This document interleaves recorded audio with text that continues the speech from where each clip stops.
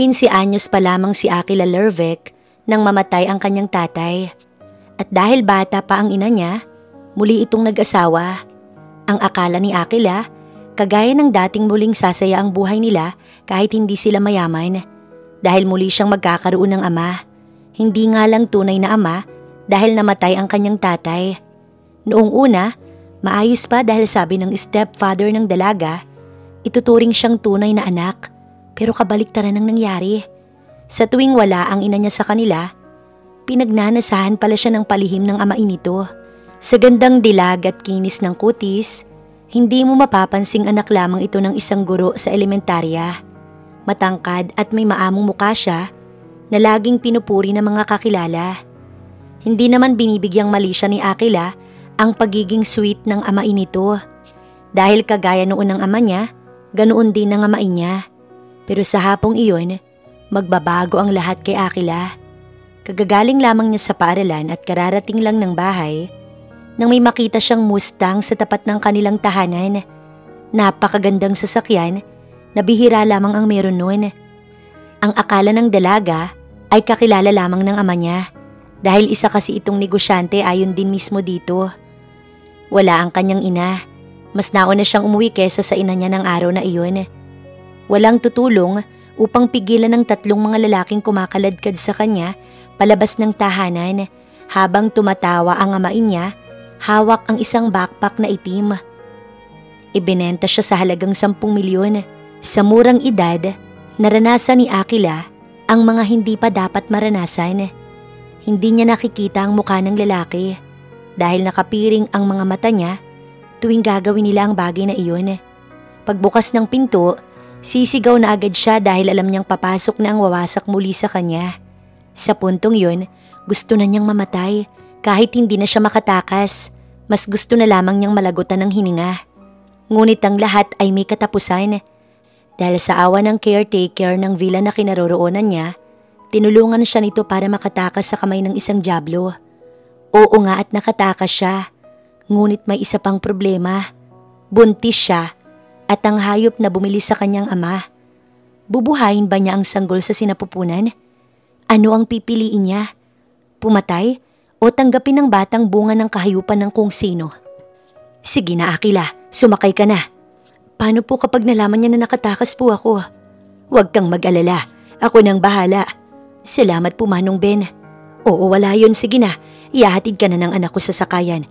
Huwag kang magpapahuli. Tumulo ang mga luha niya. Umagos iyon sa pisngi, pababa sa leeg niya. Marahan siyang napakislot dahil sa sakit nang dumampi sa mga sugat niya ang luha. May sugat siya sa leeg pababa sa dibdib. Pinahid niya iyon gamit ang palad. Nanginginig ang kamay niya dahil sa gutom. Mula kagabi, wala pa siyang kain. Ano ba itong nangyayari sa kanya? Tila kahapon lang, nasa university siya kasama ang mga kaklase. Pero ngayon heto na. At hirap na hirap siya sa pagsakay sa tricycle. Ito ang pamasahe mo. Tandaan mo, sa bus ka papuntang Cagayan. Huwag kang uuwi sa inyo. Naiintindihan mo ba? Makikita ka kapag umuwi ka doon. Tinawagan ko na si Ate Laura. Siya ang tutuluyan mo sa Cagayan. Tumango siya, sabay abot ng 1,000 tinupi. Alam niyang pinaghirapan iyon ni Manong Ben, pero ibinigay pa sa kanya para itulong. Awang-awa siya sa sarili. Hindi niya alam kung saan siya pupunta. Wala siyang kamag-anak sa Cagayan. Tanging pangalan lang ng tao na hindi niya kakilala. Conan, umalis na kayo. Baka bumalik si Sir at hindi na makaalis si Akila. Sige tay. Tumango ang may edad na matanda. Pilit ng ngiti ang sumilay sa labi nito. Salamat Manong Ben. Hindi ko po kayo makakalimutan. Sige na, alis na Conan. Pag-andar ng sasakyan, muli niyang pinasadahan ang lugar na kanyang pinanggalingan. Ang lugar kung saan siya ikinulong ng 1 linggo. Napakaganda nun mula sa labas. Ngunit impyerno ang nasa loob. Paraiso ang mukha mula sa labas. Ngunit hindi mo maaatim ang mga nangyari sa kanya sa loob. Nakakakilabot. Takot na takot at parang mas pipiliin na lamang niyang mamatay kaysa ang gawin iyong muli sa kanya. Tumulo muli ang luha sa kanyang mga mata habang binabaybay ang kalsada palayo sa lugar na yun. Taho! Taho! Napabalik sa kasalukuyan si Akila nang marinig ang sigaw ng nagtataho nakadaraan sa labas ng kanyang bahay.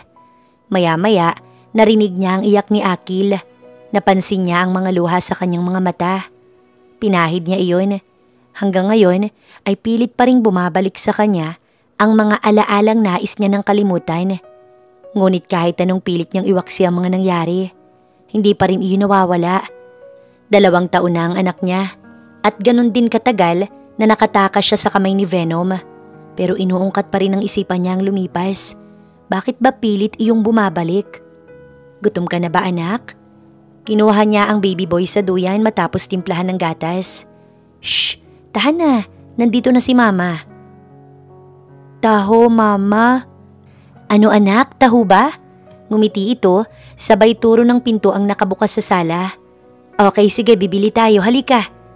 Bawat daan talaga ni Manong magtataho. Hindi talaga maawat ang anak niya. Gustong gusto kasi iyon ni Akil. Ang gwapo ng baby niya. Ang lusog din. 1 baso lang, kuya. Eto na pala ang suki ko eh. Akala ko hindi ka bibili. Natawa pa ang lalaki. Akila, may medical mission sa barangay ngayon. Baka gusto mong magpalista. Nilingon niya ang likuran. Si Ate Tess na BHW ng barangay. Bibili din yata ito ng taho kaya lumapit. May libreng gamot din at may doktor. Di ba kahapon nagpa-check up ka kasi nilagnat ang anak mo? Mamaya dalhin mo. Kung gusto mo ipalilista ko si Akil. Sige Ate Tess, salamat po. Inabot niya ang bayad sa magtataho. Siya na rin ang nagdala ng baso na may lamang taho. Baka kasi matapon ng anak niya. Lalo na at tatalon-talon pa ito habang pabalik sa kanilang bahay. Te, anong oras daw po pala yung medical mission? 2 PM pa naman. Inuna kasi ang naunang barangay sa atin. Libre din ang merienda, sabi ni Kapitan. Kaya pumunta kayo. Sayang yung gamot at para matignan din yung anak mo. Sige po, salamat. Akil, sus, ang gwapo naman ng batang yan. Lola, ngumiti siya nang magpabuhat si Akil kay Nanay Laura. Sa Barangay Health Center din ba kayo pupunta? Anito, sa anak niya ang tingin nito. Opo, Nay Laura. Buti yan, para may libreng gamot. Ang dinig ko ay mayamang tao ang nag-sponsor ng medical mission na yon. Taga Maynila raw, sabi nila. Buti nga po't naalala din tayong dalawin dito ng mga tagalungsod. Ay tama ka, Iha. Malaking tulong ito para sa mga taga-barangay, lalo na sa mga gamot. Sumabay na lang sila ng anak niya kay Nanay Laura. Tutal at paroroon din ito. Kahit papaano, mabuti pa rin sa kanyang langit dahil hindi siya pinabayaan. Noong tumakas siya sa poder ni Venom, dito siya napunta sa Cagayan at si Nanay Laura na kapatid ni Manong Ben ang tumulong sa kanya. Buti na lang at nagpatayo ito ng bagong bahay malapit sa paaralan. Kaya yung dati nitong bahay, pinatirahan sa kanilang mag-ina. Eto rin ang tumulong para kahit paano makapundar siya ng mga gamit. May pwesto ang Nanay Laura niya sa palengke sa bayan. Mga gulay at prutas ang tinda nito. Siya ang tindera kaya kahit paano ay kumikita siya. Sa edad niyang 16, tila naging matanda na rin siya kung mag-isip. Siguro dahil sa mga naranasan niya. Hindi niya alam kung hinanap ba siya ng kanyang ina. Dahil ang huling balita niya, nagpakasal na ang amain niya at ang kanyang nanay. Sigurado siya, kahit magsumbong siya sa ina niya, kung sakali man, hindi pa rin siya paniniwalaan dahil mas mahal ng nanay niya ang bago nitong asawa. Kaya nga tama talagang naging desisyon niya na lumayo na lang at wag nang umuwi sa kanilang lugar. Dahil kung nagkataon, ibabalik pa rin siya kay Venom. Nalulungkot siya dahil walang pakailam ang ina niya sa kanya. Masaya na kasi ito sa asawa na negosyante. Negosyante ng mga menor de edad. Kaya pala maraming pera dahil iyon ang hanap buhay. Akila, ayos ka lang ba, Iha? Napakurap-kurap siya ng sunod-sunod. Nawala na naman siya sa usapan. Natulala at kung ano-ano na lang ang naiisip. Siguro ganun talaga kapag maraming problema. Ayos lang, Nay Laura. May sumagi lang sa isip ko.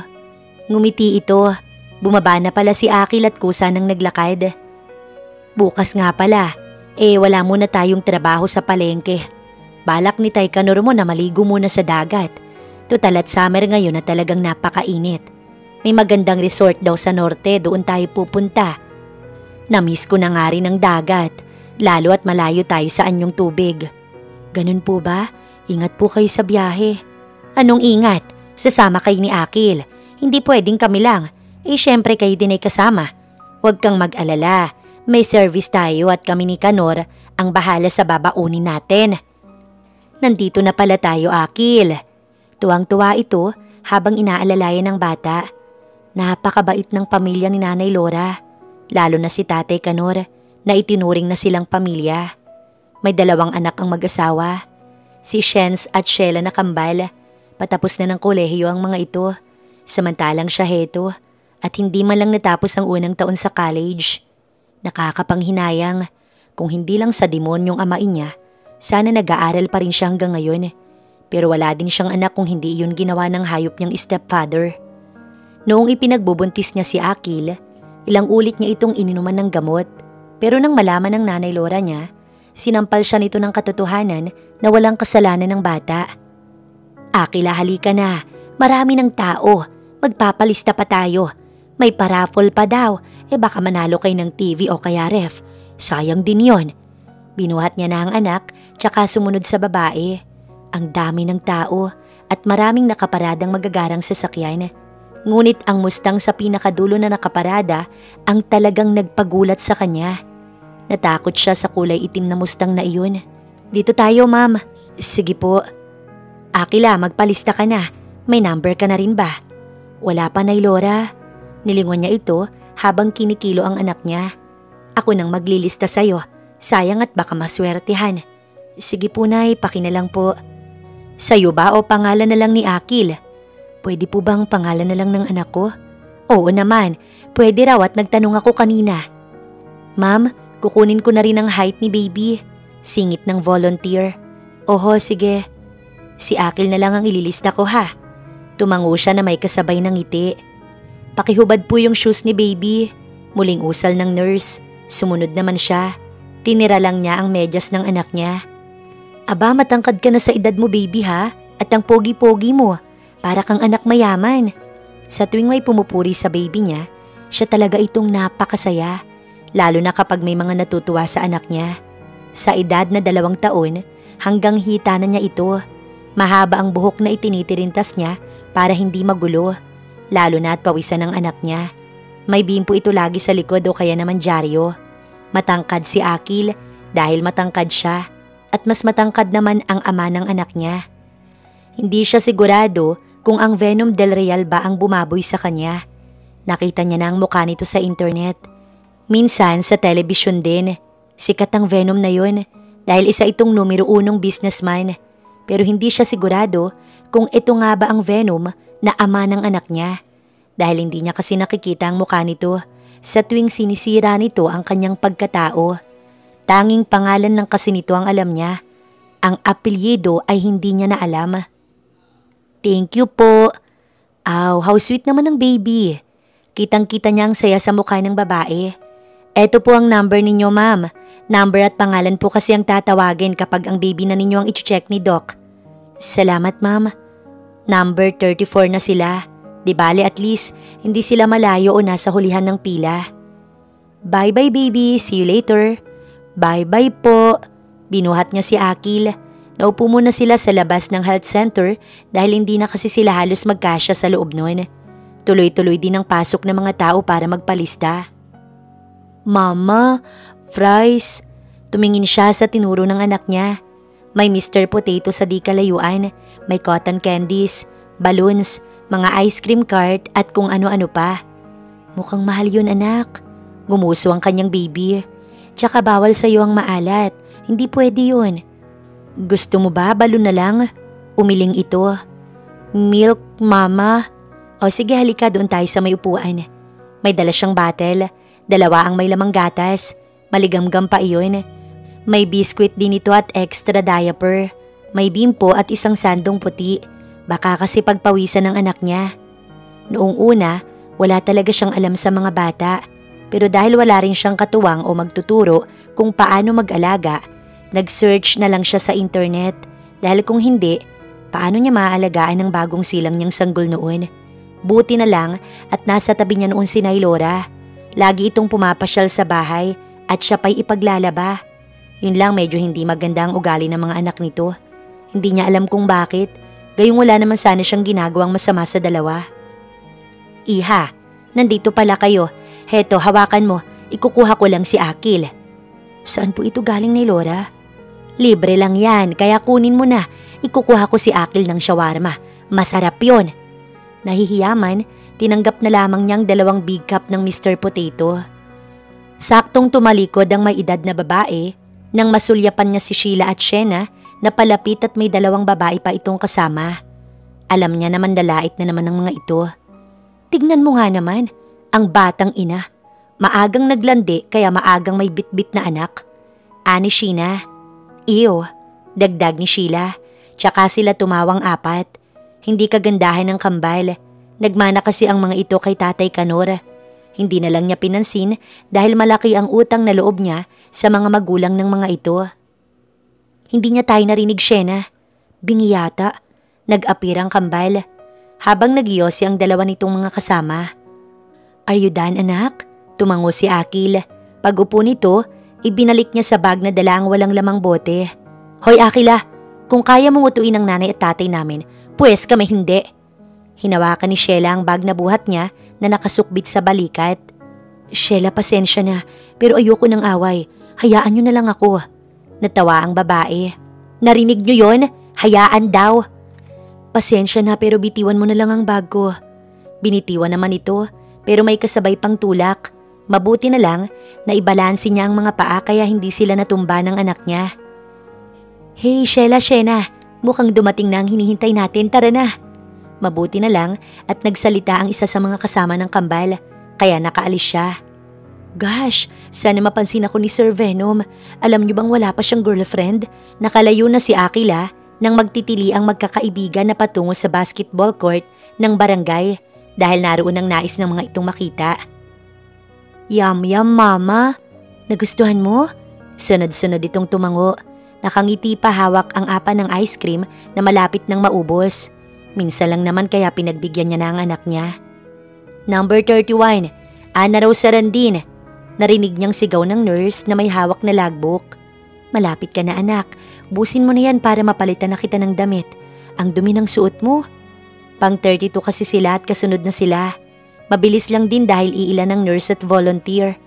May 2 doktor din. Matapos nila rito, tsaka pa lang sila magtutungo sa basketball court kung nasaan naman maghihintay para sa raffle. Tama si Nanay Laura niya. Baka mabunot ang pangalan ng anak niya at manalo sila ng TV. Wala pa kasi silang TV.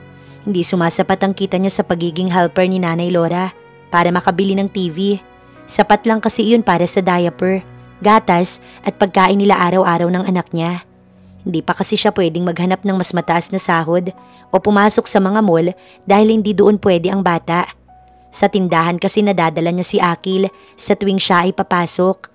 Pero kung sa mga mall, paniguradong mahihirapan siya dahil walang mapag-iiwanan sa anak niya. Pogi ka na ulit anak ko. Halika na, ikaw nang susunod. Nang tawagin ang numero niya, nagkatinginan pa ang mga nurse. Napansin niyang ipinakita ng may hawak na logbook ang pangalan na nakasulat doon sa isa pang kasama. Umiling ang babae. Hindi niya alam pero parang hindi yata siya mapakali. Kasi kanina sa mga nauna, hindi naman ganun kung tumitig o mag-react ang mga taong to. Pero bakit pagdating sa anak niya, parang may kung anong ibinubulong ang bawat isa sa mga kasama. Ma'am, kayo ba ang nanay? Opo, ako po nurse. Ilang taon ka na ma'am? Para talagang may hinala siya. Hindi niya alam kung ano pero kakaiba kasi talaga ang kanyang pakiramdam. 20 na po. Muling nagkatitigan ng mga ito. Kailan ang birthday niyo ma'am? Kumunot ang noo niya. Bakit siya ang tinatanong? Gayong anak niyang ipinapa-check up niya. Bakit ako ang tinatanong? Di ba dapat ang anak ko ang tinatanong ninyo? Napangiti ang nag-i-interview. Para lang po sa detalye kung sakali. Detalye sa ano? Ma'am, sagutin niyo na lang po para makausad na tayo. Marami pa kasing naghihintay sa labas. Sinagot niya na lang din. Lahat ng mga sagot niya sa tanong nito, karamihan doon ay hindi mga totoo. Hindi kasi siya sumasang-ayon sa palusot ng mga ito. Mas mabuti na ang sigurado. Lalo na at may tao siyang pinagtataguan. Nilalagnat ang bata dahil sa ngipin. Bibigyan na lang po kayo ng gamot. Matapos dito sa table 4 kayo pumunta at ipakita ang resetang ibinigay ko. Salamat po, Doc. Baby, say ah. Madali lang kausap si Akil kaya hindi na nahirapan ng doktor. Namamaga ang gilagid. Sige, close your mouth baby. Nang makita nitong sumunod si Akil, isang dino ang inabot nito. Thank you po. Napangiti ang babaeng doktora. Ang gwapo mo naman baby. Salamat po ulit. Walang anuman, heto ang reseta. Diretso na kayo sa table 4 para sa gamot. Pagkakuha niya, tumalikod sila agad, buhat ang bata. Mag-aalas 4 na iyon. Nauna na rin sa covered court si Nanay Laura at mukhang nagsisimula na ang unang paraffol. Sana makaabot sila. Baka makaabot naman dahil marami pang pasyente ang narito. Ang sabi naman ni Cap, hindi magsisimula hanggat hindi tapos ang lahat. Pero bakit rinig niya na may nag-a-announce na doon? Sa kabilang kalsada lang naman ng basketball court, kaya rinig na rinig niya. Let's all welcome Mr. Venom Del Real. Sa lakas ng boses ng MC, rinig na rinig niya ang pangalang binanggit. Tila nakakita siya ng multo sa narinig na yon. Anak, tara na. Akila, saan kayo pupunta? Uuwi na agad kayo? Oo, Nay Laura, mauuna na ho kami. Bakit naman magsisimula na ang paraffol? Patuloy ang lakad niya. Buhat niya si Akil. Sumusunod sa likod niya si Nay Laura at alam niyang nagtataka ito. Nagpupupo kasi si Akil, Nay, kaya uuwi muna kami. Wala ka bang dalang diaper? Hugasan mo na lang sa CR ng center. Tapos, pag-shortin mo na lang. Sayang, baka mabunot ang pangalan ng anak mo. Maraming groceries para sa 50 ang consolation prizes. Baka pwede po na kayo na lang ang kumuha kung sakali man. Hindi daw pwede. Natanong ko na kanina kay Kapitan Densyo. Hayaan nyo na lang po, Nay. Mauna na kami. Akila! Ngunit kahit ano pang tawag ng Nanay Laura niya, hindi niya na ito nilingon. Takot at kaba ang pumapangibabaw sa kanya. Nakita niya. Kitang-kita niya. At tama siya ng hinala. Si Venom Del Real at ang lalaking sumira sa kanya ay iisa lamang. Sa tindig nito sa galaw at tinig, alam niya kahit hindi niya nakita ang mukha nito. Ma, nag-cry ka? No, anak, hindi ako umiiyak. Mabilis niyang pinahid ang mga luha. Kahit siya, nagulat din nang tumulo ang luha sa mga mata niya. Naalala niya na naman ang mga nangyari sa kanya noon. At kahit hanggang kamatayan, babaunin niya ang sakit at bangungot ngayon na gawa ng hayop na si Venom. O Akila, tapos na ba ang paraffol? Aling Susan, kayo ho pala. Papasok na sana sila ng anak niya sa loob ng bahay nang mapadaan ang kanyang kapitbahay. Chismosa ang taong to, kaya talagang hindi niya pinagkakatiwalaan. Nagpoop kasi si Akil kaya umuwi na lang kami. Baka magka-rashes ho. Babalik ba kayo doon? Oho, mauna na ho kayo. Nagsisimula na ho ang raffle. O sige. Nagmamadali itong umalis. Nakahinga lang siya ng maluwag nang makitang nakalayo na ito. Mama, not pupo Akil. Why you lie, Mama? Kasi anak, masakit lang talaga ang tummy ni Mama, kaya tayo umuwi. Binaba niya ito sa upuan sa sala. Ikaw ang magpupo, not Akil. Natawa siya. Oo nga anak, ang cute-cute ng baby niya. Lalo na kapag ito ay tumatawa. Mahal na mahal niya si Akil kahit kinamumuhian niya ang ama ng anak niya. Tama si Nanay Laura. Walang kasalanan si Akil. Kung ano man ang ginawa ng ama nito sa kanya, hindi kasali ang bata sa lahat ng yun. Hanggat kaya niyang umiwas at magtago, magtatago siya kahit habang buhay. Samantala, nagsisimula na ang paraffol sa covered court ng barangay. Ang gwapo, di ba? Super pogi mo, Sir Venom. Hoy, Shena, wag mo nga akong aagawan. Bakit, sa'yo ba yan? Hoy, bakit na naman kayo nag-aaway? Tumigil nga kayo, hindi na kayo nahiya. Si Shena na Aba, ba't ako? Yang si Sheila Tumigil na kayo. Ani ng nanay ng dalawang magkapatid. Ang huling tatanggap ng consolation prize ay... Sana mapili na tayo. Sayang ang groceries at isang sakong bigas. Number 36, Laura de la Cruz. Nay, nanalo ka. Puntahan mo na, Nay. Talaga? Nanalo ako? Oo, Nay, nanalo ka. Ako na lang ang kukuha ng prize mo. Ani Sheila. Hindi, Nay, ako ang sasama sa stage. Nagkakainitan na naman ng kambal. Laura de la Cruz, nandito ba? Muling nagsalita ang MC. Nay, sama kami. Sabay na usal ng dalawang babae. Kumapit pa ng sabay sa magkabilang braso ng ina ang kambal. Thank you po sir, ako po si Sheila. Ako naman si Shena. Tumigil kayo. Babala ng ina ng dalawa. Hindi si Nanay Laura ang nakipagkamay sa sponsor, kundi ang kambal nitong anak. Halos hindi rin mapawi ang ngiti sa mga mukha ng mga ito. Walang reaksyon sa mukha ng lalaki. Seryoso lamang. Ang gwapo. Ang lambot ng kamay niya. Oo nga. Pwede ba Sheila, itigil ninyong kalandian ninyo? Hanggat dito ba naman idadalhin ninyong ugali niyong yan? Bakit Nay? Bawal bang mangarap? Isa pa, napakayaman ng tao.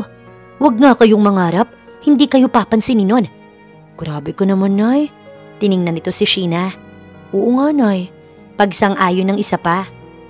Tumigil kayo. Muling bumunot ng numero sa box. TV ang mapapanalunan sa third prize, 43 inches. Hindi na bumalik si Akila. Sayang kapag si Akil lang nabunot. Ano bang pakailan mo dun, Nay? Hayaan niyo sila. Tama si Sheila, Nay. Pwede ba umuwi na lang kayo? Ang dami niyong sinasabi. Ay, aalis na si Sir Venom. Oo, mukha nga. Ayun na sa Mustang eh. Kanya pala yun. Ani Shena. Sinusundan kasi ng tingin ng kambalang lalaki. Number 32. Akil Lervec. Si Akil yun, Sheila. Nanalo si Akil ng TV. Ngunit kahit magsisigaw pa si Nay Laura, sa lalaki pa rin ang tingin ng kambal. Nagulat pa ang dalawa nang tumigil ang lalaki sa pagsampa ng sasakyan. Hindi ito sumakay. Bumalik ito sa loob ng covered court nang marinig ang sinabi ng MC. Say Mama, full Akil. Sabay himas nito ng tiyan. Ubusin mo na, konti na lang to anak, sayang naman. Wow, simot. Very good my love. Tumayo siya matapos punasan ang mukha ng bata. Hinugasan niya ang pinagkainan ni Akil. Nasa sala ang bata. Abala na ulit ito sa paglalaro ng toys nito. Salamat talaga sa libreng check-up at gamot. May napainom siya kay Akil. Magdadapit hapon na. Siguro tapos na rin ang raffle sa barangay. Sayang sana kaso kailangan niya talagang umiwas. Iniisip pa niya na paano kapag nakita siya ng Venom na yun. Baka kunin ito ang anak niya. Wala siyang magagawa kapag ganun, lalo na't wala siyang kalaban-laban. Mayaman ang taong yun at sigurado siyang kukunin ito ang anak niya kapag siya ay nakita. Kaya nga mas mabuting magtago na lang kaysa ang magtagpo muli ang landas nila ng hayop na yun. Matapos maghugas ng pinggan, binalikan niya si Akil sa sala. Abala ito sa paglalaro kaya napangiti siya. Noon ay hirap na hirap pa siya dahil unang baby niya si Akil. At napakabata niya nang ipanganak ito. Ngunit hindi naman iyon mangyayari kung hindi siya ibinenta ng amain niyang demonyo. Hanggang sa kamatayan, isinusumpa niya ang amain at si Venom dahil sa kahayupan ng mga ito. Kala nga niya hindi niya kakayanin, lalo na at wala siyang ina. Pero kahit paano, may awa pa rin ng Diyos dahil hindi siya iniwan at pinabayaan. Habang inililigpit niya ang mga kalat ni Akil, may katok siyang narinig sa pintuan. Sunod-sunod na katok yun. Sandali lang. Diyan ka lang anak, may tao yata. Baka si Nay Laura yun. Hindi siya pinansin ito. Busy kasi sa kalalaro. Oo, nandyan na. Muling kumatok. Minadali niyang buksan ang pintuan. Eto na. Ngunit gano'n na lang ang panlalaki ng mga mata niya nang makita kung sino ang nasa labas ng bahay. Binigla niyang isara ang pintuan. Ngunit nahablot agad ng lalaki ang kamay niya at hinila iyon palapit rito. Tsaka nito itinulak ang pintuan pabukas. Bitiwan mo ko!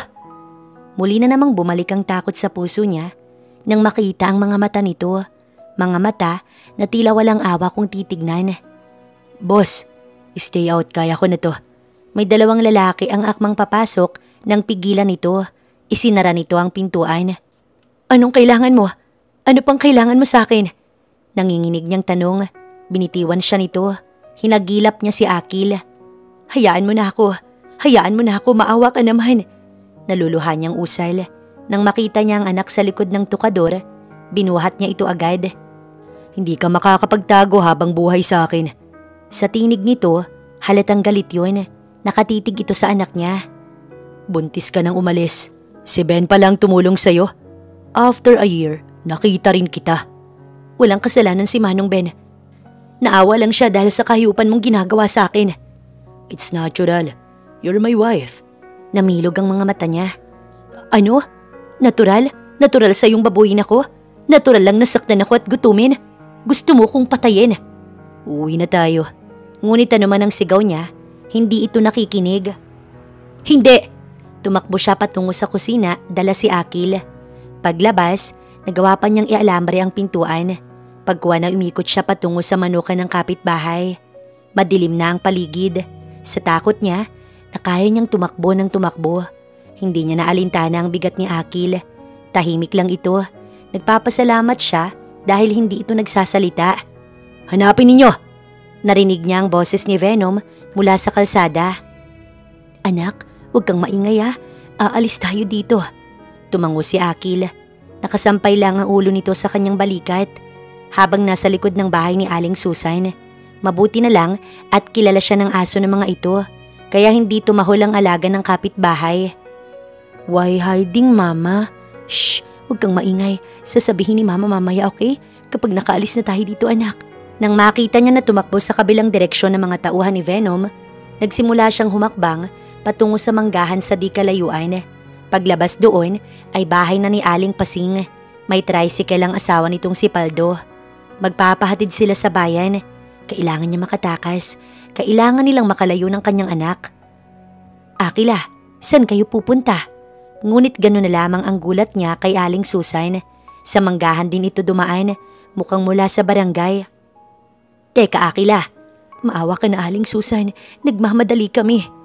Anya bago siya tumakbo buhat si Akil. Nagtataka ang matabang babae. Umiling-iling ito dahil sa naging kilos ng babae. Palapit na ito ng bahay ng may makasalubong namang gwapong lalaki at may dalawang kasamang matatangkad na lalaki. Did you see my wife? Ha?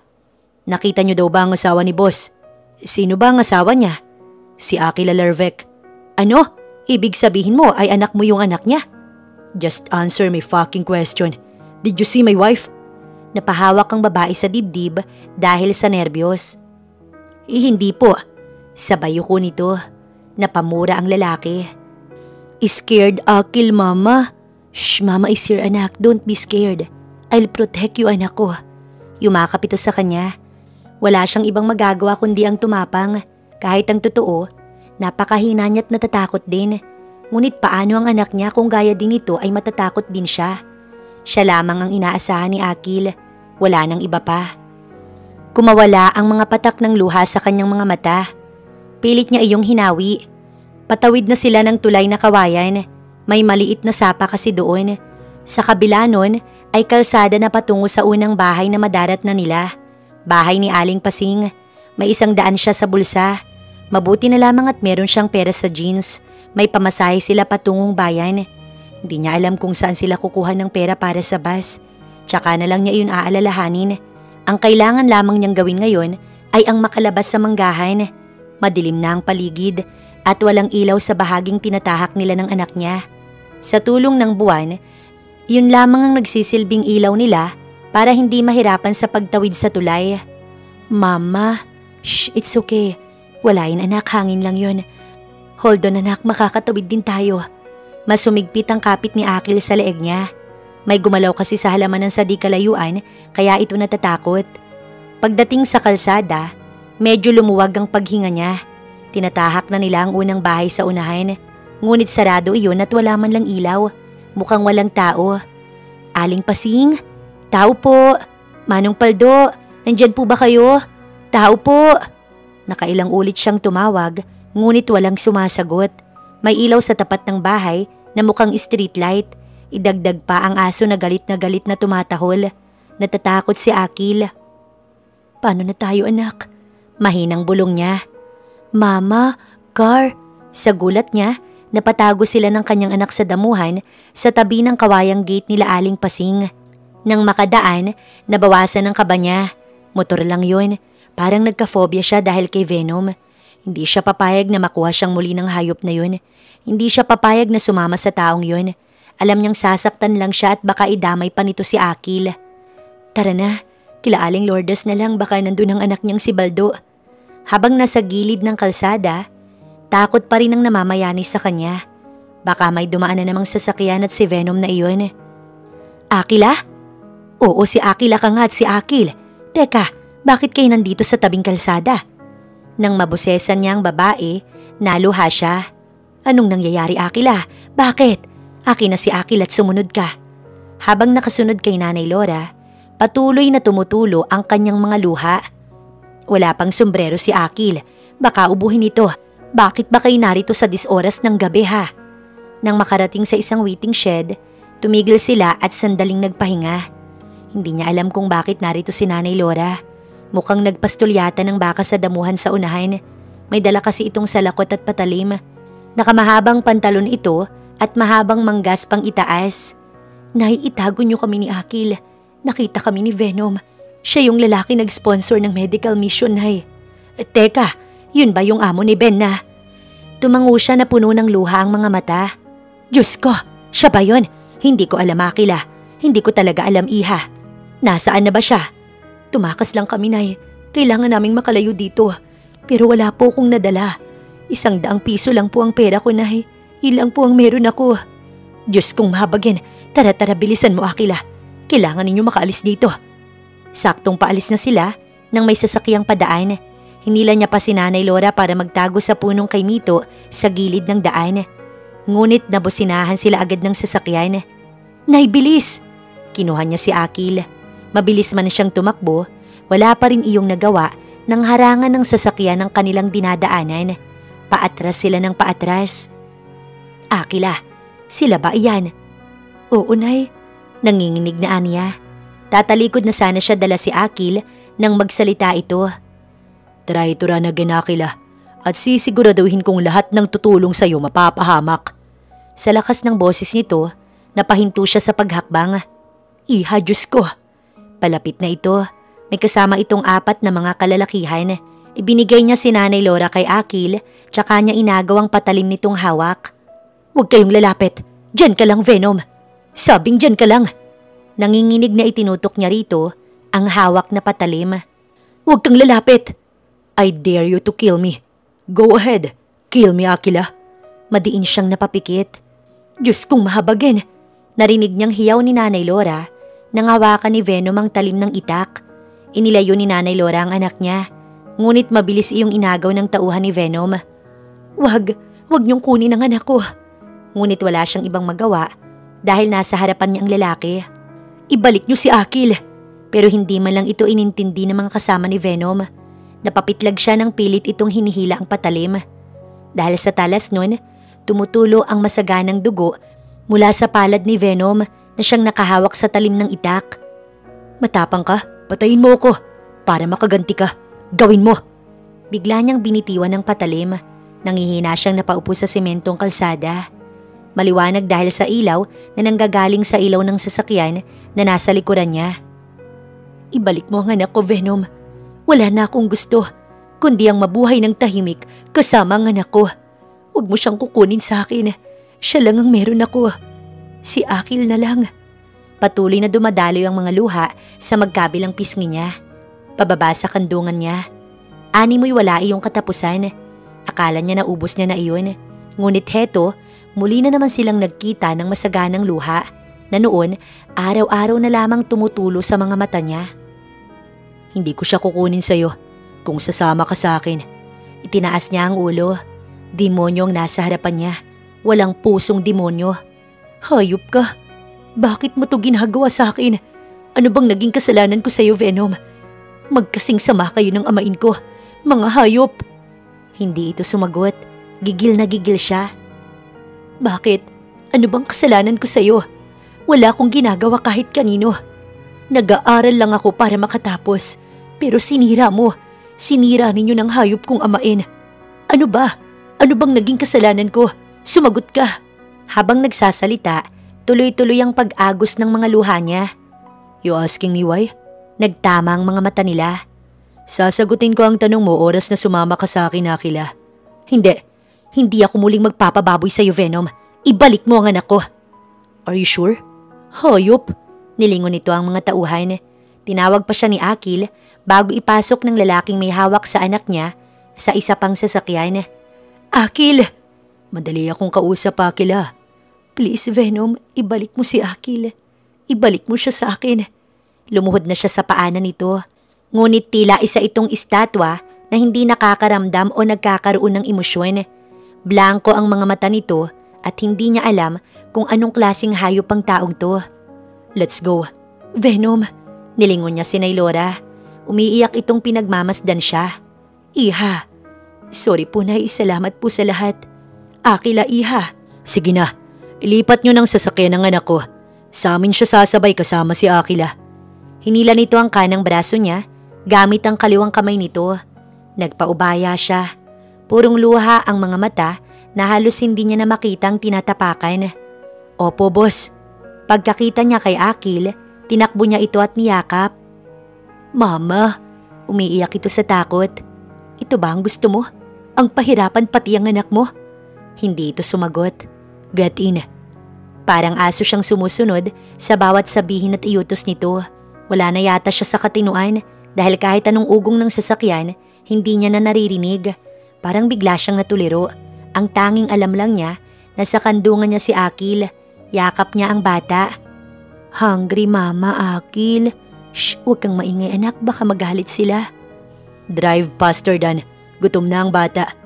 Hindi niya ito tiningnan kahit nasa tabi lang niya ito. Ayaw niyang maglipat ng tingin dahil sa galit na nararamdaman niya. Ang sugat nito, hinayaan lamang nitong nagdudugo. Sana namatay na ito nang matapos na ang lahat ng problema niya. Yes, boss. Tumingin pa ito sa front mirror. Ayos ka lang, boss? Hindi sumagot ang katabi niya.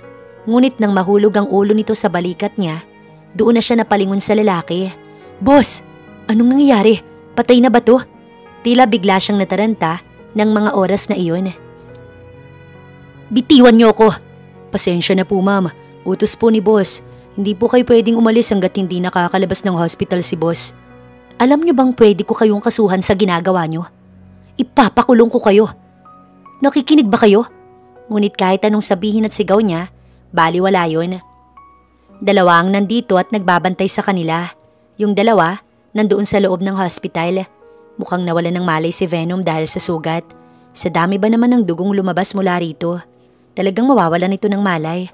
Pero hindi niya maintindihan kung bakit para siyang nag-aalala sa taong walang puso. Sleep well anak.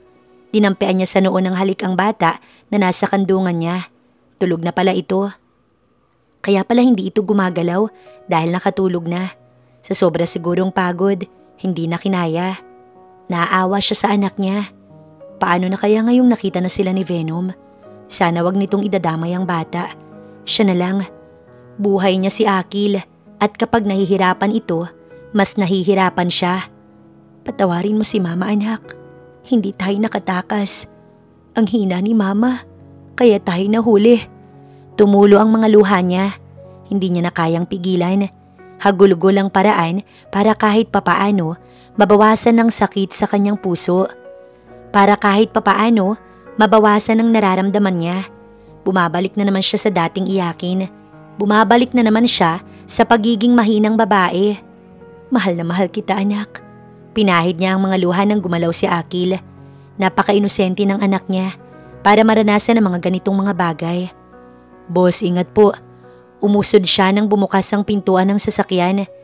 Si Venom, mahina pa ito pero lumabas na ng hospital. May bendahe ang kamay nito. Maputla pa. Let's go. Anito nang maisara nito ang pintuan ng sasakyan. Hindi siya nagsasalita.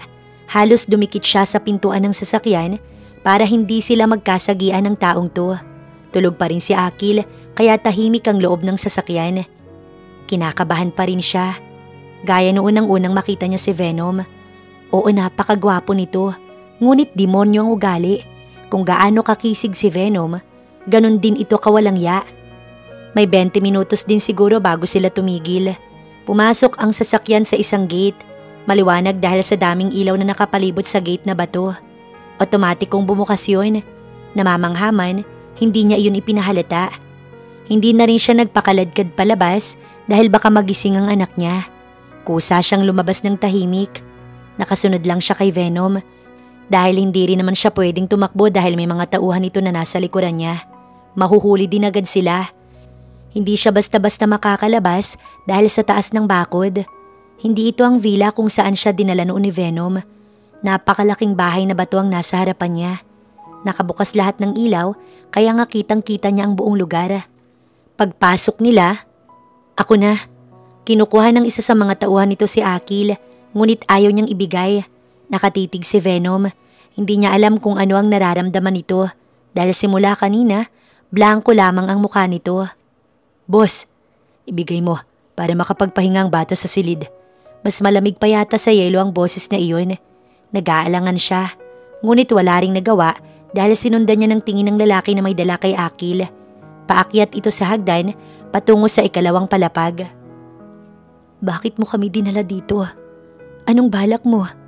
Nang mawala na sa paningin niyang tinatanaw, nagsimula siyang magtanong. Hindi ito sumagot. Naglalakad ito na sinusundan niya. Sagutin mo ko, Venom. Ano bang naging kasalanan ko sa'yo? Sa dining area sila tumigil. Sa pader, may portrait doon.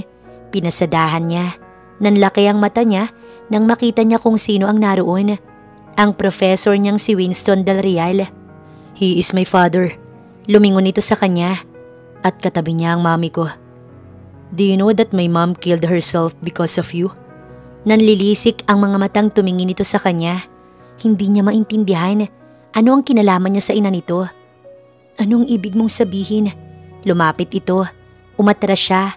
Bawat hakbang nito ay siya namang pag-atras niya hanggang maramdaman niya ang lamig ng pader sa likuran niya. She poisoned herself dahil sa'yo at sa daddy ko. Ano? Bitiwan mo ko, Venom. Wala akong alam sa sinasabi mo. Sinungaling. Ikaw ang babaeng kabit ng ama ko. Nahuli kayo ni Mami. Nahuli niya kayo sa kama. Sa mismong kaarawan niya. He killed herself because of you. Ano? Hindi ko alam. Bitiwan mo ko. Buong lakas niyang sinipa ito. Nabitiwan nga siya, ngunit kaunti na lang at malalagutan na siya ng hininga sa mahigpit na paghawak nito sa leeg niya. Sunod-sunod na pag-ubo bago siya natauhan. Prof ko si Sir Winston at hindi niya ako kabit. Anong kabaliwan ang sinasabi mo? Alam ng lahat ng students ng university na hindi kami magkarelasyon ng ama mo. Ni ilang beses ko nga lang siyang nakita. Napaluha siya. Sa tindi ng galit niya, kung pwede lang na matunaw ito sa mga titig niya, baka kanina pa ito nawala sa paningin niya. Naked ka mo? Naririnig mo ba ang mga sinasabi mo? Ikaw ang nakauna sa aking demonyo ka. Hindi mo alam yun? Halos maubos ang dugo ko dahil sa pambababoy mo. Tapos aakusahan mo kung kabit ako ng ama mo? Demonyo ka. Kabit? Paano kung magiging kabit? Kung berhen mo kung nakuha? Hayop ka talaga. Ubod lakas niyang sigaw sa mukha nito. Para siyang unti-unting nawawala ng lakas habang patuloy na umaagos ang masaganang luha sa kanyang mga mata. Humihikbing tinitigan ni Akila ang anak. Himbing itong natutulog sa malambot na kama. Lahat ng gamit sa silid, puro iyon mamahalin. May sariling flat screen TV at may aircon. Komportable ang tulog ni Akil. Samantalang siya, hindi matapos-tapos ang pag-iyak. Anong oras na pero hindi man lang siya dalawin ng antok. Mag-aalauna na ng umaga pero mulat na mulat pa rin siya.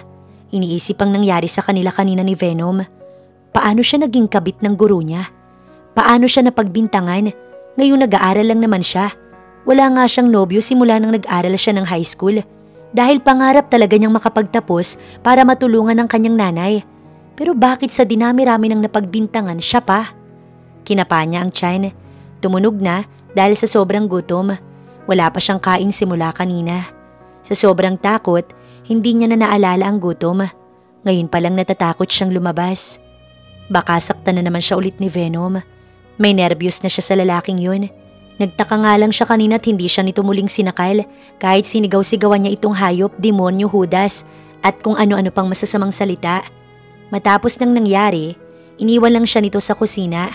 Tapos narinig na lang niya ang ugong ng sasakyan na paalis. Sana madisgrasya na lang ito dahil mahina pa ito kanina dahil sa sugat. Pero kahit ganun, nagawa pa rin siya nitong sakalin. Muling tumunog ang kanyang sikmura. Hindi niya nakaya ang sakit. Nanginginig na rin ang kamay niya dahil sa gutom. Kahit kasi tubig hindi siya nakainom. Tumayo siya sa kamang kinauupuan niya. Kahit may takot ay sumilip pa rin siya sa pinto. Sinisigurong walang tao bago siya lalabas. Mahirap na't baka may nakabantay sa labas ng silid. Walang tao. Nagdiwang panandalian ang puso niya. Sana hanggang sa pagbaba niya, Wala siyang makasalubong. Hindi siya pwedeng mamatay sa gutom. May anak siya na kailangang samahan at alagaan. Hindi siya magtitiis na lang. Kailangan niya ng lakas. Baka magkaroon siya ng pagkakataong tumakas. Sa oras na yon, dapat may lakas siya. Bawat lakad ay marahan. Tahimik ang mga paa habang pababa ng hagdanan. Mukhang wala ng tao sa paligid. Tulog na siguro ang mga bantay ni Venom. Hindi niya alam kung nakauwi na ba ito o hindi pa. Sana wag nang umuwi at nadisgrasya na lang sa daan para matapos na ang kanyang problema. Nakahinga ng maluwag si Akila nang makababa ng hagdanan ng walang makasalubong. Sa kusina siya nagtungo. Pagdaan sa dining, nilingon pa niya ang portrait sa dingding. Ngunit nagtaka siya dahil wala na iyon doon. Samantalang kanina nandun pa yun. Nagtatakang tumalikod para dumiretso ng kusina si Akila. Naghanap siya na makakain sa fridge. Maraming pagkain doon. May mga ulam na nakalagay sa mga Tupperware. Gusto niya sanang kumain noon. Kaso mas pinili niyang magtinapay na lamang. May wet bread at Nutella roon. Yun na lamang ang kanyang kinuha. Tsaka juice na nasa babasaging pichel. Nang makapwesto sa upuan sa kusina, sumubo siya agad. Dahan-dahan lang ang bawat kilos. Baka may magising at kalad ka rin siya pabalik sa kwarto. Habang nasa gitna ng pagsubo, nakarinig siya ng kalampag mula sa main door. Otomatiko siyang nagtago sa likod ng pader. Ano bang nangyari, Viel? Bakit lasing na lasing si Sir? Hindi ko rin alam, Manang. Tinawagan lang ako ng kaibigan ni boss na may-ari ng bar. Nasunduin daw siya doon. Diyos ko naman, ang bigat ni Sir. Alalayan mo dyan. Si Diego na lang kaya ang tawagin niyo doon, Manang. Hindi ko kayang mag-isang buhatin si boss. Ang laki at ang bigat nito. O sige, hintayin mo ko dyan at tatawagin ko ang kasama mo. Nang makita niyang tumatakbo ang matanda patungo sa kusina, hinila niya ang plastik ng tinapay at Nutella sa mesa. Tsaka niya sinunod ang juice sa baso na nangangalahati na. Baka kasi makita ng matanda. Pagdating sa kusina, tumigil ang matanda, ngunit hindi ito lumingon. Dahil kung sakaling lumingon ito, makikita siyang naroon. Bilisan niyo, Manang Aida. Oo, sandali lang. Dumiretso ito patungo sa pintuan sa unahan. Mukhang ang pintong yon ay patungo sa likod ng mansyon. Pagbalik ng matanda, may kasama na ito. Nakita niya iyon kahit nakasilip siya sa ilalim ng mesa. Ibinalik na rin niya ang mga nakuha. Bilis na, Diego. Hindi makalakad si Sir sa sobrang kalasingan. Sabi ko na nga ba, dapat kasi sinamahan na namin siya kanina. Bakit ba naglasing ang boss ninyong yon? Paano po, Manang, may malaking kasalanan. Si Mama Kila, hindi yun ang babaeng kalaguyo ng dad niya. Nagulat siya nang banggitin nito ang kanyang pangalan. Oo, dahil hindi naman ako nangangabit. Wala ngang nobyo, kabit pa. Ano? Sa lakas nun, nagulat pa siya. Paano yan ngayon, Diego? May anak sila, hindi ba? Yun na nga ang problema. Hindi ko alam kung paano sasabihin, Manang. Ayoko magsalita. Baka malaman niya at pugutan niya ako ng ulo. Bilis na, Diego. Sumilip siya na makalayo ang mga ito. Si Diego yung tinawag ni Manang at si Viel ang kasama ni Venom. Hayaan niyo na ako. Hindi niya nakikita ang bawat galaw dahil hindi halos makita sa kanyang layo, pero malinaw sa kanyang pinag-uusapan ng mga ito. Diego, hawakan mo, baka mahulog. Sana nga mamatay na. Bulong niya. Sorry. Please, sorry. Boss, kalma lang, baka mahulog po kayo. Tell her I'm sorry. Bukas na, boss, lasing po kayo. Tell her I said. Siya kaya ang tinutukoy nito? Pero demonyo ito at alam niyang hindi ito magsusorry. Kung magsusorry man, hindi niya ito mapapatawad. Ma'am, anong ginagawa niyo dyan? Ho, namilog na lamang ang mga mata niya nang malingunan si Manang Aida sa likuran niya na nakatitig habang nakamasid sa mga taong paakyat sa hagdanan. Kinabukasan, unang nagising si Akil at naghanap ito ng milk. Wala pa man silang feeding bottle at gatas. Paano pa niya may isip yun kung tumatakas sila kagabi kay Venom? Wala nga siyang nadala kahit ano. Alam niya na narito pa sila sa Cagayan dahil kung sa Maynila sila, malayo ang biyahe. Mag-aalas 7 nang may kumatok sa pintuan ng silid. Sabi ni Manang Aida sa kanya kagabi, sa katabing kwarto siya matulog pero hindi niya ginawa. Lalo na at hindi siya sanay na hindi katabi si Akil sa higaan. Malaki rin naman ang kama kaya doon na siya natulog. Magandang umaga po, Mama Akila. Siguradong gutom ka na at ang baby mo. Bumaba na po kayo para makakain. Nagtimpla na rin nga pala ako ng gatas ni Akil. Nagliwanag ang mukha niya nang iabot nito ang feeding bottle na may gatas. Salamat po, Manang. Sumunod dito papasok. Nagulat siya nang makita ang iba pa nitong dala. Isang malaking pack na Pampers. Hindi niya alam kung ano pa ang laman ng malalaking paper bag. Nahihiya siyang magtanong. Pagkaabot niya ng gatas kay Akil, naupo na siya sa kama. Nagugutom na siya. Hindi niya pinahalata yun. Nakakahiya kasi dahil kagabi, nahuli talaga siya ni Manang. Mabuti na lang at mabait ito. Pinag-init siya ng kanin at mga ulam. Nasabi pa nito para daw talaga yun sa kanila ng anak niya. Kaso, nahihiya daw itong magsabi. Mga gamit po ninyo ni Akil, ma'am. Sabi ni Sir Venom, iakyat ko raw dahil wala daw kayong gamit at diaper ang bata. Nagpabili din po siya ng gatas at mga kailangan ng baby ninyo. Nakangiti nitong paliwanag. Nagulat siya. Anong sumapi sa hayop na yun? At inalala silang mag-ina. Natauhan na kaya ito? Pero kahit ano pang gawin ito, kamumuhian niya si Venom habang buhay. Salamat po, Manang. Wala ho yun. Ang totoo, maaga pa lang kaninang umalis si Sir. Pagbalik niya may mga dala ng ganito. Nagising pa pala ang demonyo. Nais niyang isagot pero nagpigil na lamang. Bumaba na po kayo matapos dumede ni Akil, ma'am. Nakahanda na ang mesa para sa agahan ninyo. Napakaganda niyo po pala. Kaya siguro ganun na lang ang pagsisisi ni Sir Venom. Hindi siya sumagot. Ayaw niyang magsalita. Lalo na at galit na galit pa rin siya sa lalaki. Kahit ano pa ang ibigay o gawin nito, hindi iyon magbabago. Paglabas ni Manang Aida, tsaka pa lang niya binuksan at tinignan ng mga damit doon. Ang gaganda at mga mamahali ng lahat. Sa isang dress lang umabot ng 5K ang isa.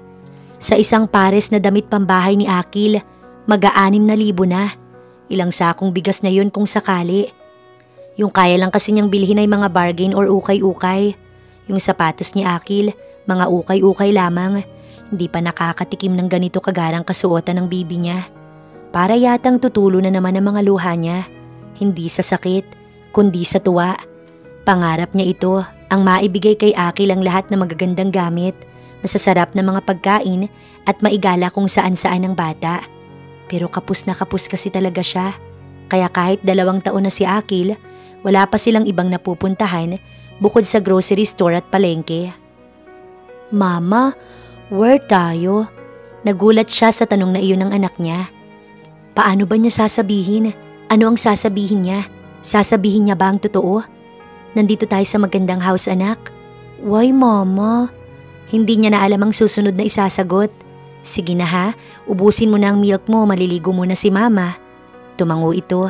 Ang maganda sa anak niya, kapag sinabi niya, hindi na ito nagrereklamo. Oo na lang agad. Sa unang araw nila sa malaking bahay na yon, hindi niya nakita si Venom. Nagpapasalamat siya doon. Sana nga'y ganito na lang araw-araw. Hindi rin sila makaalis kahit wala ito. Dahil kahit saang sulok sila pumunta ng anak niya, may nakasunod na bantay. Kulang na lang pati sa CR, sumunod ang mga ito. Nagtuloy-tuloy ang pamamalagi nila ng anak niya doon. Walang presensya ni Venom. Hindi niya alam kung busy ba ito o sinasadya talagang wag magkita dahil sa kademonyohang ginawa nito. Mabilis na sumapit ang 1 linggo. Nakalabas na siya ng bahay. Yun nga lang ay naroon si Diego at Viel na nakabuntot sa kanya. Tama nga siya. Nasa Cagayan pa rin sila at hindi lumalayo. Hanggang ngayon, hindi pa rin sila nagkita ni Venom. Yung huli ay nung unang gabi nila rito na sinakal siya nito. Hindi na iyon nasundan pa. Masaya siya dahil sa tuwing gigising ang anak niya, may tatambad agad na mga gamit, laruan at kung ano-ano pa. Siguro, suhol iyon dahil sa kahayupan nito. Wow! As in dito nakatira si Akila, Nay? Ang gara ng bahay, Nay. Totoo ba, Nay? Dito nakatira si Akila? Manahimik nga kayo. Nakakahiya. Nasa dining sila ni Akil nang makarinig siya ng pamilyar na mga tinig. Ma'am, may bisita po kayo. Kumunot ang noo niya. Tumayo siya sa kinaupuan at sinilip ang sala. Nay! Sa gulat niya, napasigaw na lamang siya sa tuwa nang makita si Nanay Laura. Tinakbo niya ito at mahigpit na niyakap. Nay, nandito ka? Naluluhan niyang usal. Oo, hindi niya ito ina. Pero ang taong ito ang nagpapatunay na wala sa dugo ang pagiging isang ina. Oo, narito kami para dalawin kay ni Akil. Ang OA mo Nasaan si Sir Venom? Ani Sheila. Hindi niya ito sinagot. Paano niyo po nalaman na nandito kami? Inakay niya ito patungo sa sofa. Yung kambal, namamangha habang naglalakad-lakad. Hindi makapaniwala na gaya niya rin noong una. Pumunta sa bahay si Sir Venom. Sinabi niya kung nasaan kayo, Akila. Siyempre dahil nag-aalala ko sa inyo, pinuntahan ko kayo dito. Napakaganda mo sa suot mo, Iha. Salamat po, Nay. Ayos ka lang ba dito? Nasaan si Akil? Nandoon po sa dining kumakain. Tara po mag-almusal po muna kayo. Nakakahiya. Wag na, Iha. Kumain naman na kami kanina sa bahay bago umalis. Masarap po ang ulam, Nay. Anong ulam nyo? Tila nabuhay ang mukha nito. Masiyahin si Nay Laura kahit marami itong problema. Iba-iba po, tara, Nay. Sumunod itong na-excite. Sila Sheila at Shena umakyat ng hagdan. Hoy, bumaba nga kayo rito. Sandali naman, Nay. Tinitignan lang namin ang taas. Hindi na nahiya. Baba na. Ani Nay Laura. Oo na nga, eto na. Tara na, Sheena. Panira naman eh. Masaya siya. Sobrang saya niya. Dahil nakita niya ang Nanay Laura niya. Hindi niya alam kung bakit at kung ano ang nakain ni Venom. Pero kung ano man yun, sana tuloy-tuloy na. Hanggang pakawalan na lang sila nito ng tuluyan. Magdadapit hapon nang bumaba siya kasama si Akil. Napakabilis na mga araw. Magtatatlong linggo na sila sa lugar na ito. At kita niya kay Akil ang pagiging masigla. Napakagwapo ng anak niya. Lalo pat mamahalin ang suot nito. Wala nang butas at hindi na tinahi-tahi. Nakakakain na rin ito ng mga gusto at nasusuot ang magagandang damit. Mas pumuti si Akil dahil sa air-conditioned na tirahan. Ngunit kahit ganun, parang may kulang. Hindi niya alam kung ano. Masaya naman siya. Sila ni Akil. Ngunit parang hindi iyon lubos. Sa 3 linggo, hindi niya man lang nakita si Venom. Parang umiiwas ito sa kanila ng anak niya. Naroon naman lahat ng kailangan nila dahil si Venom ang nagpo-provide. Ipinadadala lang nito sa mga tauhan. Habang tumatagal, tila nababawasan ang galit niya rito. Iba ang pakiramdam sa tuwing may ibinibigay ito sa anak niya. At nakikitang masaya ang bata. Yun lang naman kasi ang kahinaan niya. Ang mahalin ng anak niya gaya niya. Manang, magluluto na po kayo? Kayo po pala, ma'am. Nakangiting nito. Abala ito sa pagkuha ng mga gulay sa fridge. Inilalagay sa ibabaw ng mesa. Oho, ma'am. Ano po bang gusto niyong ulam? Pwede po bang tumulong? Ha? Ma'am, baka magalit si Sir Venom. Bilin pa man din po niya na huwag kayong pagtatrabahuhin dito. Wala naman po siya dito, Manang. Isa pa, sanay po ko sa pagtatrabaho. Baka ho kasi. Tumingin ito sa cabinet sa tabi ng lababo. Hindi niya iyon pinansin. Sige na, Manang. Wala kasi akong ginagawa. Sige po, pero huwag kayong magpapakapagod. Mapapatay ako ni Sir kapag pinagod ko po kayo, ma'am. Oo naman, ayos lang ako, Manang. Nilingon niya muna si Akil. Naroon lang ito sa dining. Nakaupo ito sa sahig. Hawak ang 2 cars na binili ng ama nito. Paborito iyon ni Akil. Ngumiti siya. Nagsimula na ring magbalat ng patatas. Ma'am, pwede bang maiwan muna kita? May labahan pa kasi ako sa likod. Nahihiya nitong anito. Oo naman, Manang, sige po. Ako na po bahala dito. Salamat po, ma'am. Muli itong sumulyap sa taas ng cabinet. Hindi niya alam kung anong meron doon, pero hindi niya iyon pinansin. Chicken curry ang lulutuin niya at sinarasahang isda. Paborito ni Akil ang manok, kaya iyon ang iluluto niya para sa hapunan.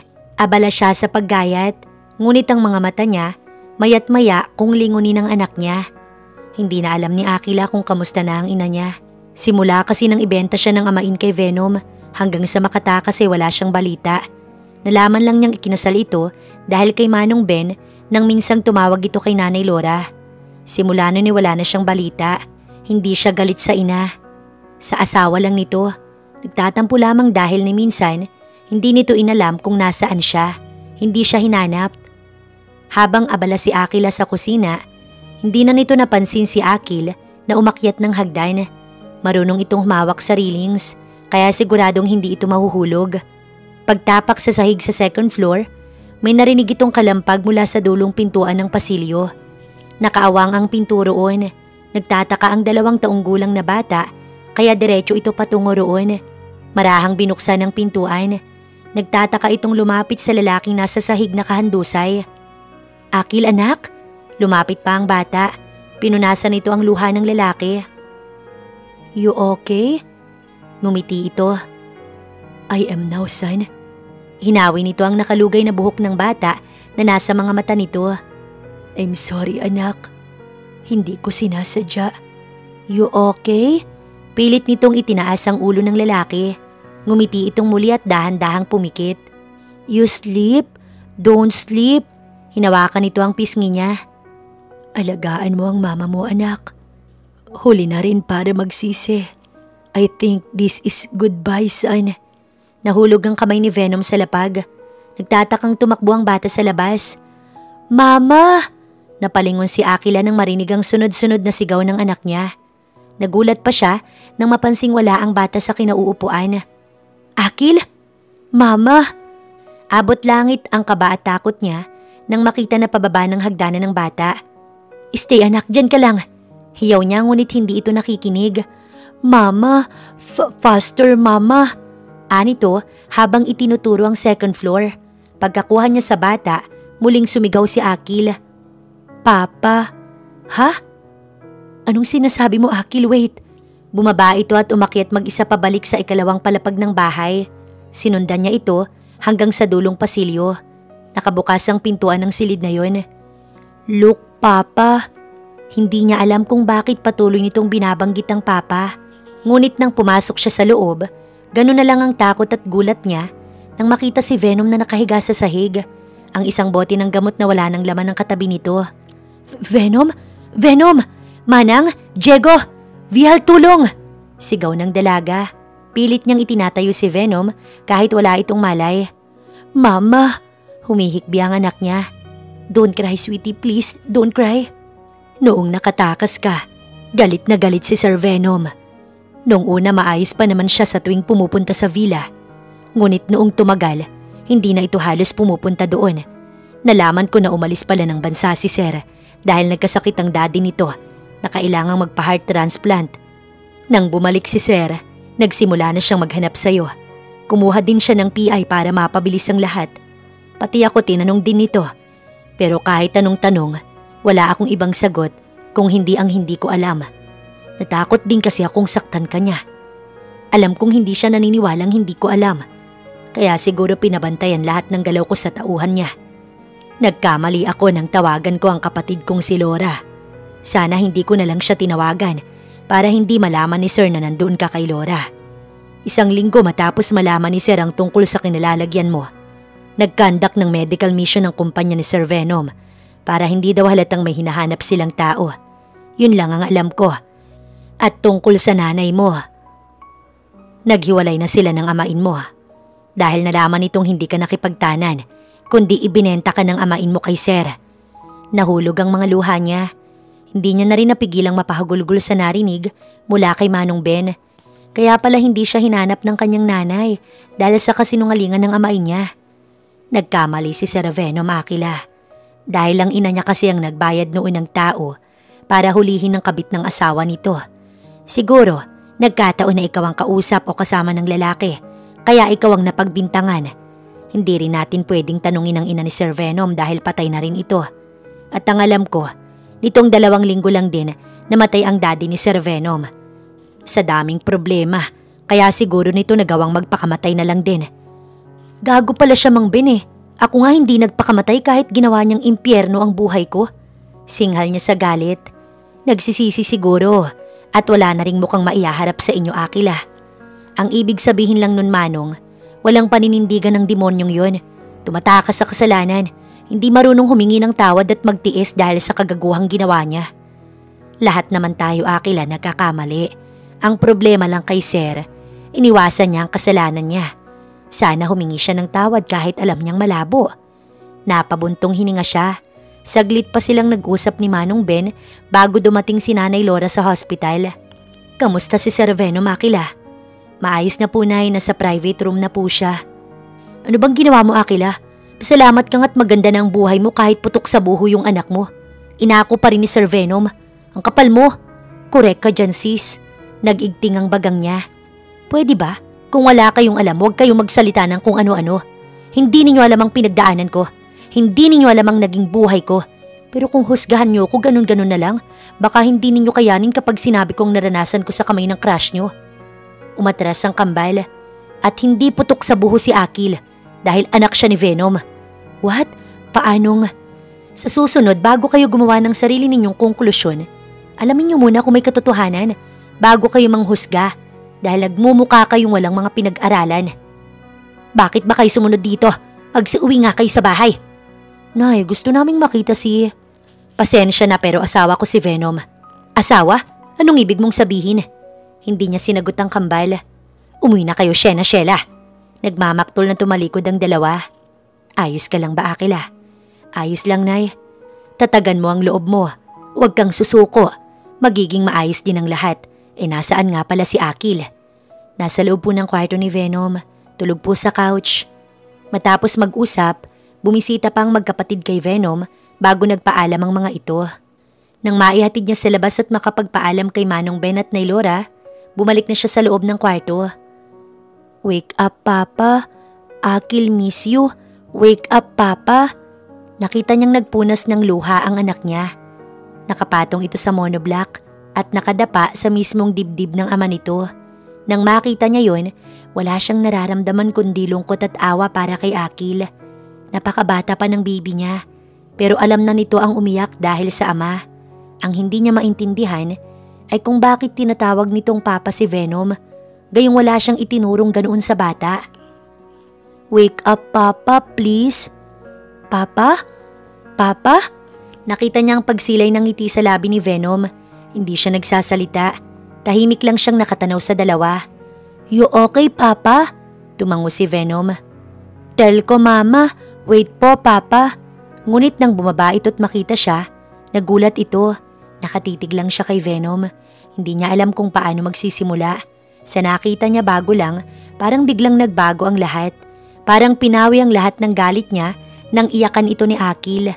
Magagalit pa ba siya kung mahal ito ng anak niya? Buhay ka pa pala. I'm sorry, Akila. Kasalanan ko ang lahat. Buti alam mo, hindi ka natatanga-tanga. Minsan gamitin mo rin ang utak mo. Mama, bad yun. Sabay silang napalingon kay Akil. Sorry, anak. Love, Papa. Muli niyang nilingon si Venom. Hayop ka talaga. Bulong niya. Salamat ka sa bata. Dahil kung hindi, ako ang papatay sa'yo. Pagbuka na lang ng bibigang binabantayan ni Venom. Dahil halos wala nang tunog ang mga salita niya dahil nakabantay si Akil sa kanyang mga sinasabi. Oo, mahirap magpatawad dahil sa ginawa nito. Pero diba, gagawin ng isang ina ang lahat para sa anak. Kahit ayaw niya, wala siyang ibang magagawa kundi ang makisama rito kahit mahirap. Lalo na at napalapit na pala si Akil dito nang hindi niya nalalaman. Nalaman lamang niya iyon nang ipakita ni Venom ang CCTV sa silid nito nang makalabas ito ng hospital. Nakabantay pala ito sa kanila araw-araw nang hindi niya nalalaman. At sa tuwing tulog siya or hindi niya kasama si Akil, yun din ang pagkakataon ni Venom para puntahan si Akil. Kaya pala laging masaya si Akil kapag naaabutan niya sa silid nito. Dahil kay Venom, napalihim na nilalaro ang bata.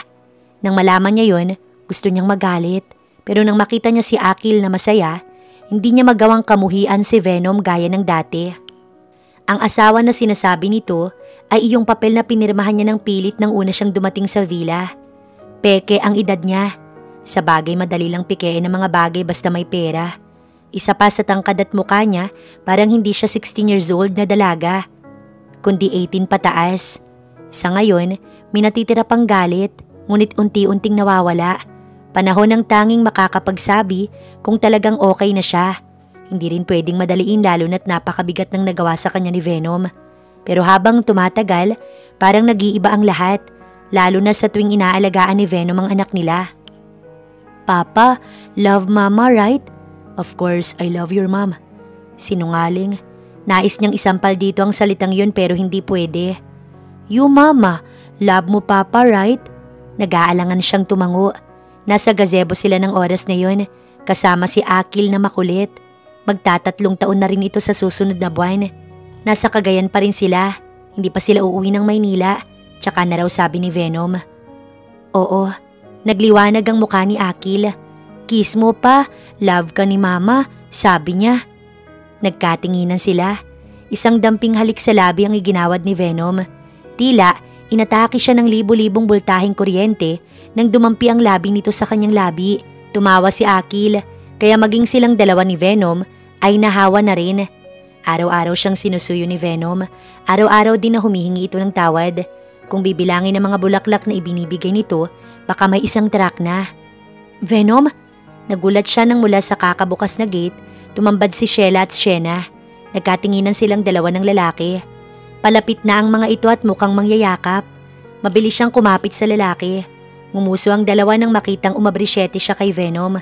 Nagdiwang ang puso niya sa tuwa. Subukan lang ninyo. Bakit kayo nandito?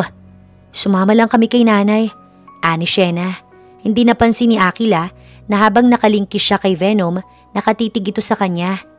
Dito na kayo kumain. Sure. Ngumiti siya. Oo, magpapahanda ako kay Manang Aida ng lunch. Sige, salamat Venom. Aabutin ni Sheila ang kamay ni Venom ng kanyang tabigin. Sige na, pasok na sa bahay. Napanguso ang dalawa dahil hindi man lang nakahawak. Napangiti ng lihim ang binata. Ano yan? I'm just happy. Dahil saan? Wala lang. Gustong-gusto mo talagang nilalandi, no? Kumunot ang noon ito. Of course, lalo na kapag ikaw. Napabawi siya ng tingin. Namula yata siya. Araw-araw, hindi ako magsasawang humingi ng tawad sa iyo, Akila. Kahit abutin man tayo ng habang buhay. Basta, nasa tabi ko kay ni Akil. Mahal kita. Sadyang nadaig lang ako ng galit na maling-mali. Napabuntong hininga siya. Ayaw niya itong sagutin. Dahil kapag sinabi niyang mahal din niya ito, baka matigil na ang kakasuyo nito. Pero sinabi naman itong araw-araw siyang susuyuin. Pero wag muna. Tsaka na, mga 2 months pa. Pero pasasaan ba't mangyayari din yun? Hindi na siya bumitaw. Sumunod sila kay Naylora. Nakadadaan lang habang ito ay nakangiti. Hindi na napansin ni Akila nang ipasok ni Venom ang pulang maliit na box sa bulsa nito. Naghihintay lang ng oras para masabi nito ang nais. Ang pakasalan ng babaeng inakala nitong kabit ng kanyang ama. Manang, si Venom po. Hindi ito sumagot. Yumuko lang ito sabay talikod. Nagtataka siyang napakunot noo. Diego, ang boss mo. Kakapasok lang nito sa backdoor ito galing.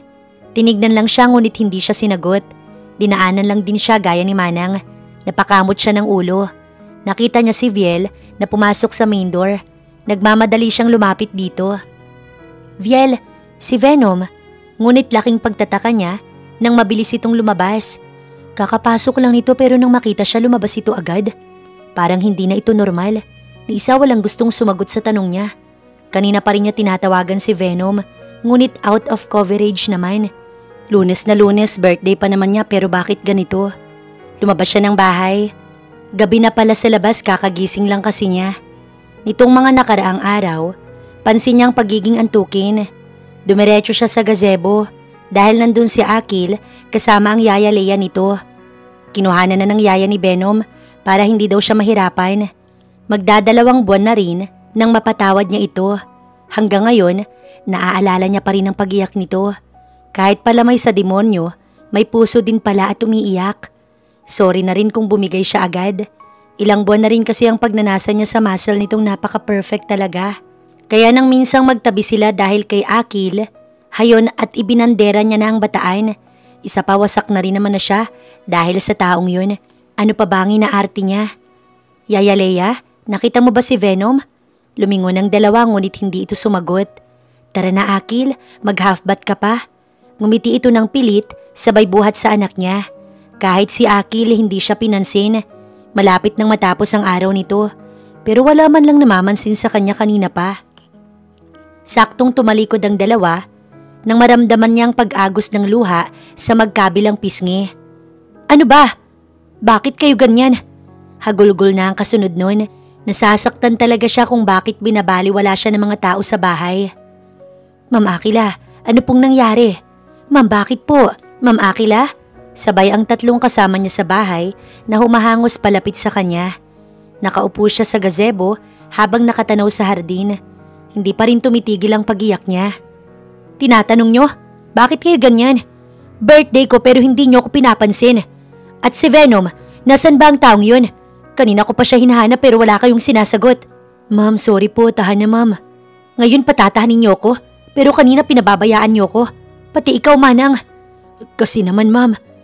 Tumigil si Manang sa pagsasalita nang may tumunog na gitara. Lumingon silang lahat. Tumabi ang mga naroon. Lumapit na rin pati si Yaya at si Akil na nakangiti ang mga ito. Nagulat siya. Si Venom ang may hawak ng gitara. Magaling itong tumugtog. Ang sarap sa tenga ng tinig. Hindi niya alam na marunong pala itong tumugtog ng gitara at kumanta. Naka-long sleeve at maong na pants. Isang birthday song. Sumabay din ang mga naroon. Pati ang nanay niya, sumulpot din mula sa kung saan. Pati ang nanay Laura at ang pamilya nito. Lumapit si Akil. May dala itong pungpong ng red roses at heart-shaped 3 balloons. Pinahid niya ang mga luha. Mama, sorry. Happy birthday, Mama. Akil loves you so much. Isang matamis na halik sa pisngi ang kasunod nun. Kinuha niya ang binigay ng anak. Tumayo na rin ang akayin siya ng anak niya. Sorry babe, kasalanan ko kaya hindi ka nila pinapansin. Happy birthday, I love you so much. Naluha na naman siya. Sinunod iyon ng punas ni Venom gamit ang kamay. Bakit isang araw kang wala? Inayos ko lang ang birthday mo. Nagugulat siya dahil bawat tao ay nagsusulputan at may mga dalang mga mesa, upuan at kung ano-ano pa. Catering service ata yun. I love you. Hindi siya sumagot. Mahigpit na yakap ang sinagot niya. Will you marry me? Napabitaw siya bigla nang bumulong ito. Saktong bumitaw siya nang lumuhod dito sa harapan niya. May kung anong dinukot sa bulsa. Please? Hiyawan at palakpakan kahit wala pa siyang sagot. Nakatitig lang siya dito dahil sa sobrang gulat. Babe, yung luha niya muli na namang umagos. Sunod-sunod na tango dahil hindi niya maibuka ang bibig. Nashock pa rin siya. Yes, pagtayo ni Venom, sinunod pa rin ito ang punas ng kanyang luha. Huwag ka nang umiyak please. Sorry, hindi ko mapigilan. Anya habang ipinasusuot ni Venom ang diamond ring sa ring finger niya na matagal na nitong daladala kahit saan. Nagulat pa ang lahat ng sumigaw, sabay palakpak si Akil. Binuhat ito ni Venom. Are you happy son? Yes, Papa. Si Papa din. Masayang masaya. Nay, wala na. Paano na ako? Oo nga, ang swerte ni Akila, Nay. Manahimik nga kayong dalawa. Kainis. Maktol ng kambal. Natawa na lang siya. Tinitigan siya ni Venom. Nahuli niya ang mga mata nito. Why? Kahit pala demonyo nagmamahal din, no? Pinisil nito ang ilong ng fiancé. Ouch! Ganun talaga kapag nagising sa mga sigaw at buliyaw mo. Kumapit ito sa kanya. Buhat pa rin ito si Akil. Mahal kita. Mahal din kita. Can I have a kiss? Shh! Marinig ka ng anak mo. Isa lang. Mamaya promise. Promise. Dahil kumakain na ang lahat, kumuha na rin si Venom para sa kanila ni Akil. Pero kay Yaya Leia ito nagpasubo. Pasta at pansit lang ang kanyang ipinakuha. Para kasing ang sarap nun. Pero nang maamoy niya ang mga yon, bigla na lamang bumulwak ang bibig niya.